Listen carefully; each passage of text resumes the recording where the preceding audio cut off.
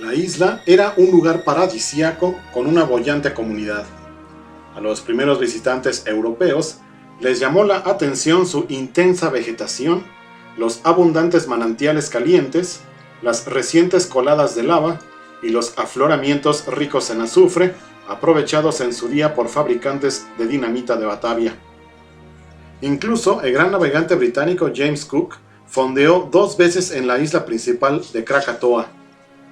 El naturalista Joseph Banks escribió en enero de 1771 que había muchas casas y cultivos a lo largo de Krakatoa.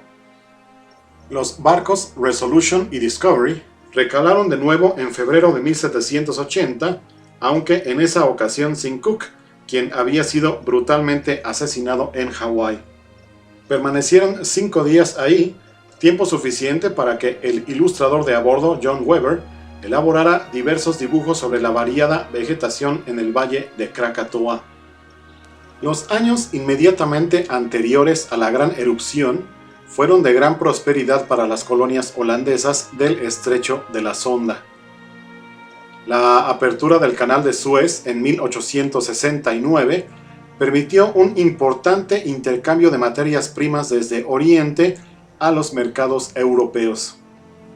La población de Batavia comenzó a crecer rápidamente, pasando de 500.000 de habitantes en 1866 a más de 1 millón en el momento de la erupción. Unos 12.000 eran europeos, 80.000 chinos y el resto nativos que, lógicamente, querían aprovecharse de las ventajas de la riqueza que les rodeaba. Todo comenzó con un súbito temblor justo después de la medianoche del 10 de mayo de 1883. El farero de First Point, situado en el extremo occidental de la isla de Java, notó las vibraciones. El faro servía de guía y advertencia a los barcos que atravesaban el estrecho de la Sonda. 2 días después volvieron a repetirse las vibraciones, pero esa vez fueron más fuertes y sostenidas. 10 días después de los primeros temblores, el 20 de mayo, el volcán Perbuguatán despertó con una serie de explosiones ensordecedoras. Las columnas de cenizas alcanzaron una altitud de 6 kilómetros y las detonaciones pudieron oírse en Batavia a 160 kilómetros de distancia. La actividad volcánica cesó a finales de ese mes, pero se reanudó el 20 de julio. Se cree que el lugar de la nueva erupción estaba situado en una serie de fumarolas que se habían formado entre los conos volcánicos de Perbuguatán y Danán, esto en el centro de la antigua caldera. La violencia de la erupción provocó altas mareas en las costas vecinas. El 11 de agosto, el topógrafo holandés H.J.G. Fersenaar visitó Krakatoa. Informó que los árboles todavía seguían erguidos, aunque despojados de sus hojas, y que una capa de ceniza de unos 50 centímetros de espesor cubría toda la isla. Al menos 14 fumarolas emitían grandes columnas de ceniza. También pudo observar que había 3 cráteres en erupción en el lado meridional del pico Danán. Fersenaar sería el último holandés que pisara Krakatoa antes del gran cataclismo.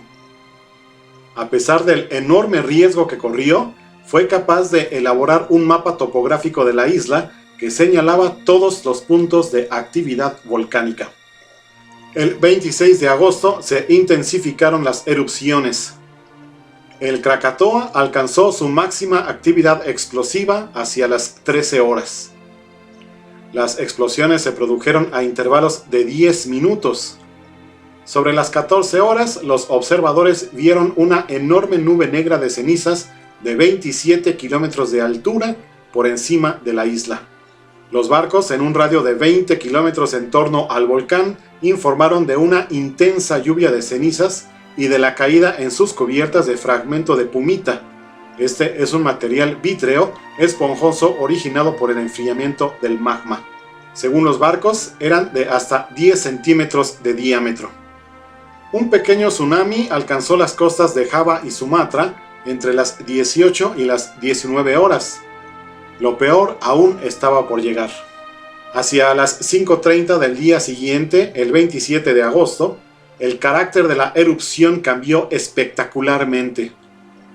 A lo largo del día se produjeron muchas explosiones de una potencia ensordecedora.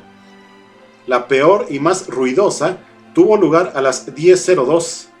Se escuchó en Australia y la isla de Rodrigues, cerca de Mauricio, a 4.800 kilómetros de distancia. Cada explosión estuvo acompañada de enormes tsunamis de hasta 40 metros de altura en algunos lugares. Al amanecer del 28 de agosto, todo había acabado. El Krakatoa había cesado su actividad y el lugar permanecía tranquilo. Gran parte de la isla había desaparecido, hundida en la cámara magmática situada en el subsuelo oceánico. Al final fueron los tsunamis los causantes de la mayoría de las muertes registradas en las zonas costeras colindantes. El agua del mar sumergió o destrozó pueblos enteros situados a lo largo de la línea de costa. Los tsunamis se produjeron como consecuencia del hundimiento de la mayor parte de la isla. El fenómeno fue similar al que ocurre cuando se tira una piedra en un estanque.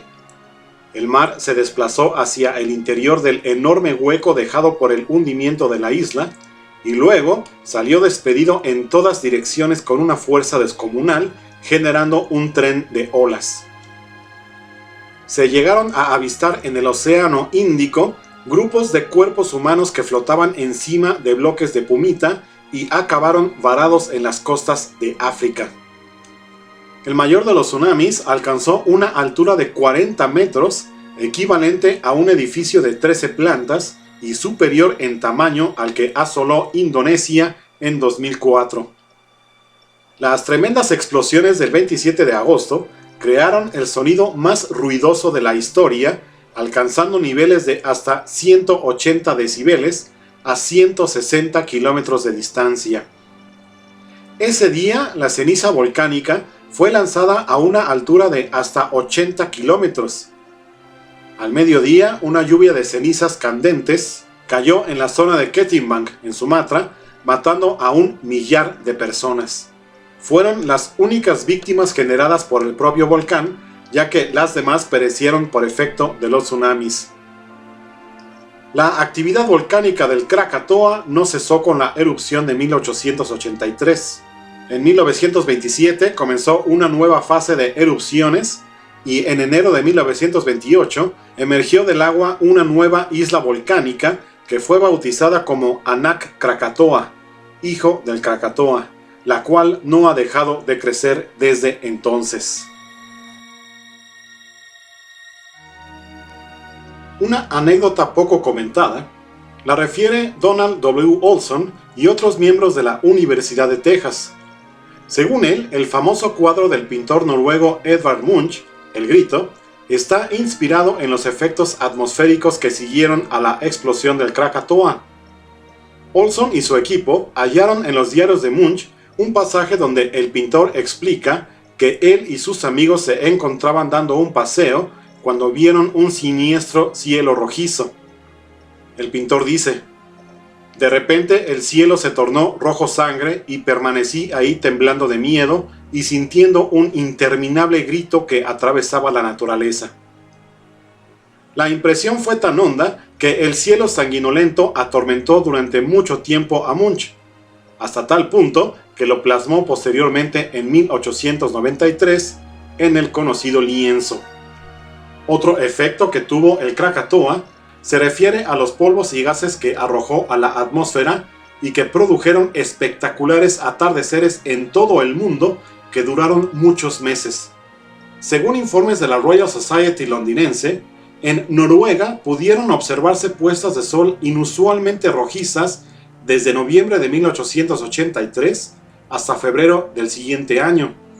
Esto coincidiendo con la erupción del volcán indonesio. Incluso un periódico de Oslo se hizo eco del fenómeno el 30 de noviembre de 1883.